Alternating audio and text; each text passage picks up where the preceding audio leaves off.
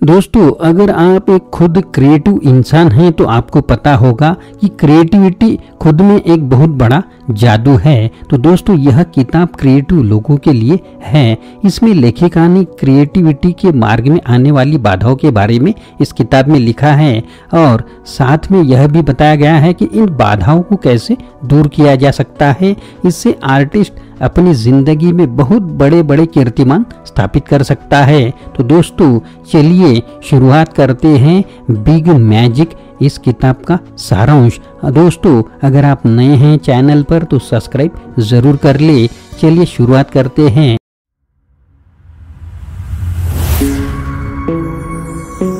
Hello दोस्तों, मेरा नाम आनंद है और बिजनेस आनंद इस चैनल में आप सभी का स्वागत है। तो एक एक पॉइंट मैं आपको बताने वाला हूँ, पूरे ध्यान से सुनिए और उसे अपने जीवन में अमल में लाइए। पहला, एक्सेप्ट यूर टैलेंट। लेखिका कहती है कि हम सबको अपनी क्रिएटिव टैलेंट का पता लगाना चाहिए और उसे स्वीकार भी करना चाहिए। बहुत सारे लोग अपनी टैलेंट को खुद ही दबा कर रखते हैं। तो दोस्तों, जैसे मान लीजिए कोई बहुत अच्छा एक्टिंग कर लेता है लेकिन बाद में वह उस पर खास ध्यान ही नहीं देता है और कोई छोटी मोटी जॉब करने लगता है और वह टैलेंट वेस्ट चला जाता है। ऐसे ही बहुत सारे लोग जो अच्छे लेखक, पेंटर, सिंगर आदि बन सकते, आज शायद किसी ऑफिस में कोई मामूली सी जॉब कर रहे हैं और उनका टैलेंट उनके साथ ही खत्म हो जाएगा। इसलिए हर व्यक्ति को चाहिए कि अपने अंदर की क्रिएटिविटी को ढूंढे और हिम्मत जुटाकर उस पर काम करना शुरू कर दे। इससे एक न एक दिन केवल उस आदमी का भला होगा बल्कि समाज को भी बहुत फायदा होगा। दूसरा पॉइंट, क्रिएटिविटी नीड टाइम। लेखिका कहती है कि हर टैलेंटेड व्यक्ति को पेशेंस और प्रेजेंट रखनी चाहिए क्योंकि क्रिएटिविटी आसान नहीं है। इसमें बहुत सा समय और एफर्ट लगते हैं। बहुत सारे लोग टैलेंटेड होते हुए भी सफल नहीं हो पाते क्योंकि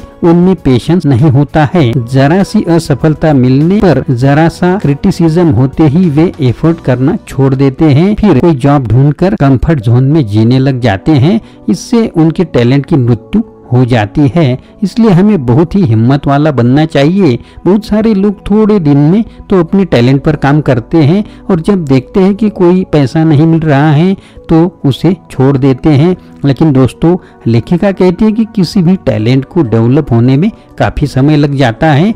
जैसे एक पेड़ काफी सालों के बाद ही फल देने लगता है, उसी प्रकार आपका टैलेंट कुछ सालों में फलने फूलने लगता है। इसलिए अगर आपके अंदर भी कुछ क्रिएटिविटी है तो आप रोजाना उस पर थोड़ा थोड़ा काम जरूर करें और सालों तक उसमें लगे रहे। जैसे अगर आपको लिखना पसंद है तो आप डेली कुछ ना कुछ लिखते रहे। हो सकता है शुरू में आपकी राइटिंग बहुत अच्छी ना हो लेकिन सालों तक लिखते रहने से उसमें गजब का निखार आ जाएगा और हो सकता है कि आगे चलकर आप एक महान लेखक बन जाए। तीसरा point, beware of self doubt. बहुत लोगों को सेल्फ डाउट होने लगता है। वे सोचते हैं कि कहीं वे अपने इस मार्ग में फेल ना हो जाएं। इस तरह के नेगेटिव थॉट्स दिमाग में आने नहीं देना चाहिए बल्कि पॉजिटिव माइंडसेट रखकर अपना काम करते रहना चाहिए।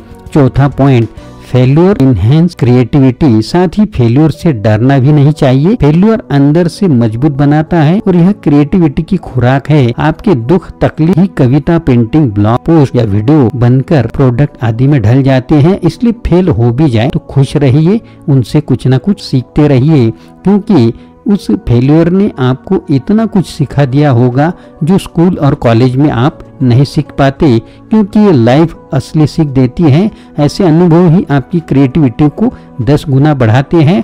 फिर उनसे क्या घबराना। पांचवा पॉइंट, इंक्रीज योर इमेजिनेशन। लेखिका यहाँ पर कहती है कि हर क्रिएटिव पर्सन को अपनी इमेजिनेशन को बढ़ाना चाहिए।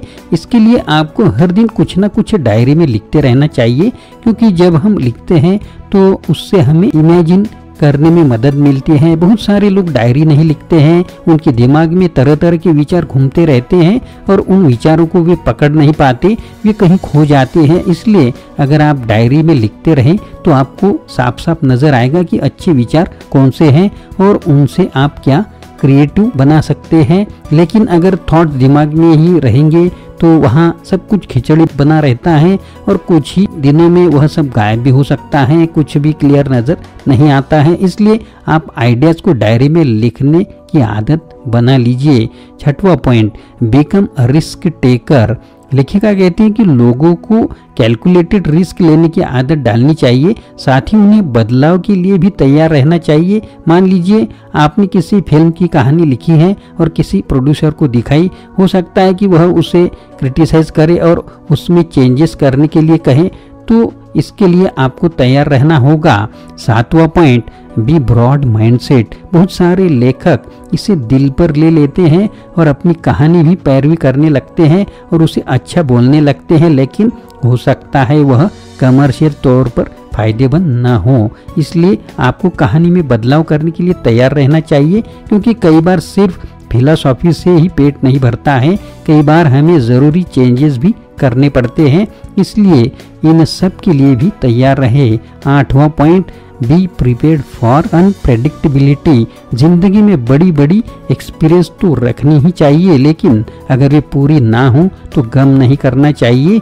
दोस्तों, आपको आशावादी रहना चाहिए और बड़े बड़े सपने देखने चाहिए, क्योंकि यह यूनिवर्स जो है बहुत ही अपग्रेडेबल है। यहाँ पर इंसान जो सोचा है वह हमेशा वैसा नहीं होता, लेकिन इसलिए हमें जो रिजल्ट मिलने चाहिए वह नहीं मिलते, पर फिर भी आपको कोई फर्क नहीं पड़ना चाहिए। एक चीज काम न करे तो दूसरे प्रोजेक्ट पर जुटे रहना चाहिए। 9वां पॉइंट, बी यूनिक। हर क्रिएटिव पर्सन को अपनी यूनिक कला पर ही काम करना चाहिए। ऐसा न हो कि आप दूसरों की देखा देखी ट्रेंडिंग हो रही चीज पर काम करने में लग जाए। इससे आप अपनी इनर वॉइस को भूल जाते हैं और फिर एक कॉपी कैट बनने रहते हैं। इसलिए उन्हें ऐसी क्रिएटिविटी से बिल्कुल भी खुशी नहीं मिलती।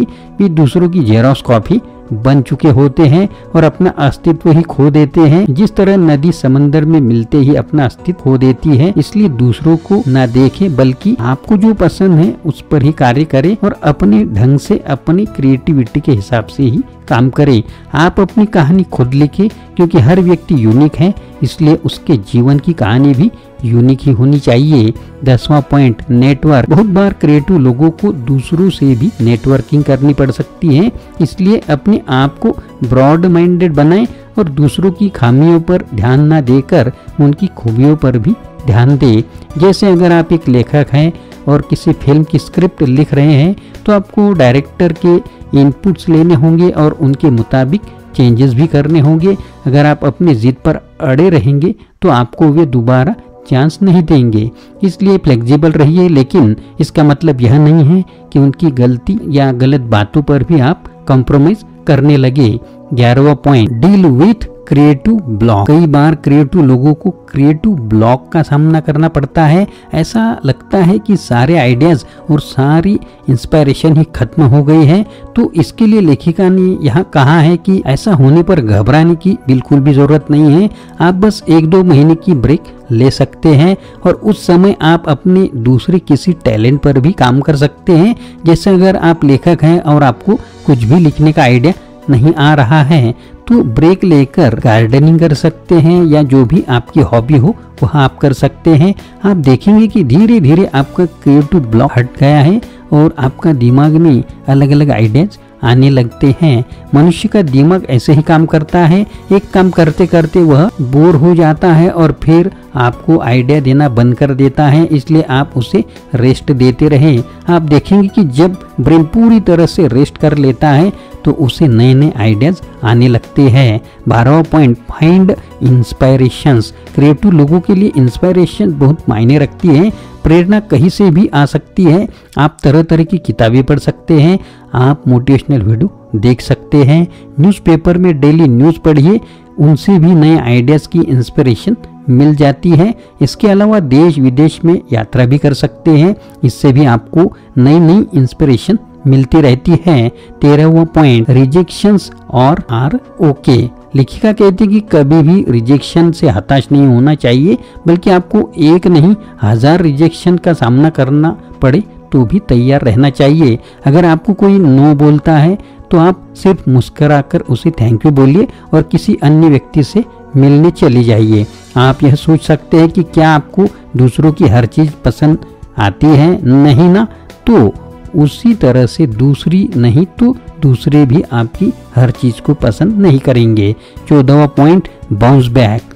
अंत में लेखिका कहती है कि असफलता मिलने पर भी क्रिएटिव लोगों को पेशेंस दिखानी चाहिए और अपनी परसूट्स में कभी भी रुकना नहीं चाहिए। इस तरह के हठधर्मी लोगों की वजह से ही धरती पर नए नए आविष्कारों और नई नई कलाओं ने स्वरूप पाया है। इसलिए आप भी तब तक लगे रहिए जब तक गोल हासिल न हो जाए। तो दोस्तों, यह छोटी सी बुक समरी आपको कैसी लगी जरूर कमेंट बॉक्स में लिखें। अगर आपके मन में कुछ भी क्रिएटिव आइडियाज आते हैं तो वह भी कमेंट बॉक्स में लिखिए या मुझसे संपर्क कर सकते हैं। आशा करता हूँ दोस्तों यह वीडियो आपको पसंद आया होगा। अगर पसंद आया है तो लाइक करें, शेयर करें, चैनल को सब्सक्राइब करें, अपने दोस्तों को और ग्रुप को भी यह वीडियो फॉरवर्ड करें। फिर से मिलेंगे अगले वीडियो में। आप सभी का वीडियो देखने के लिए बहुत बहुत शुक्रिया।